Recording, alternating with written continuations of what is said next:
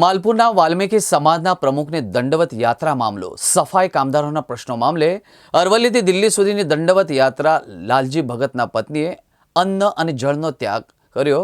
સફાઈ કામદારોના પ્રશ્નો મામલે અન્ન અને જળ ત્યાગ કર્યો હતો।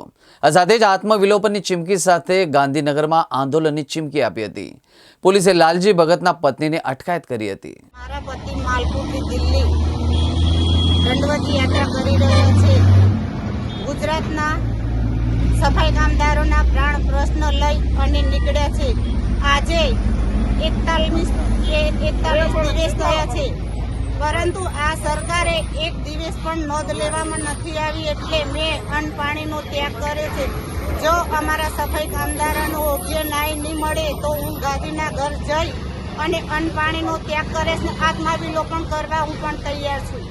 તારીખ 1/1/25 શ્રી અમારા વાલ્મીકી સંગઠનના પ્રમુખ ગુજરાત રાજ્યના શ્રી લાલજીભાઈ ભગત તેમની દંડયાત્રા અમારા વાલ્મીકી સમાજના પ્રશ્નો લઈ દંડયાત્રા શરૂ કરેલ છે।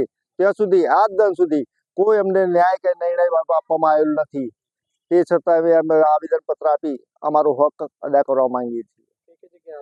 અમે તાલુકા પંચાયત મેઘરજ તથા બીજા ગ્રામ પંચાયત તલાટીશ્રી તથા ત્રીજું મામલતદાર સાહેબ શ્રી મેઘરજ તાલુકા સોલંકી જયંતિભાઈ મોહનભાઈ। અમારી માંગો 14 માંગો અંદર આપેલી।